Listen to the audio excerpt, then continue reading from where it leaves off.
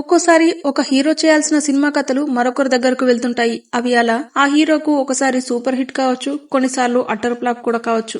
ఇలాంటిదే నాగార్జున విషయంలో కూడా జరిగింది. హీరో నాగార్జున తన కెరీర్ లో 2 సూపర్ హిట్ సినిమాలను వదులుకున్నారు. వాటిలో ఒకటి విక్టరీ వెంకటేష్, సిమ్రాన్ జంటగా నటించిన సినిమా కలిసుందాంరా. ఇది బాక్సాఫీస్ వద్ద బంపర్ ఆఫరే కొట్టింది. ఉదయ్ భాస్కర్ డైరెక్షన్ లో వచ్చిన ఈ సినిమాను వెంకటేష్ అన్న సురేష్ బాబు నిర్మించారు. నిజానికి ఈ సినిమాను ముందుగా అనుకున్నది నాగార్జున గారేనట.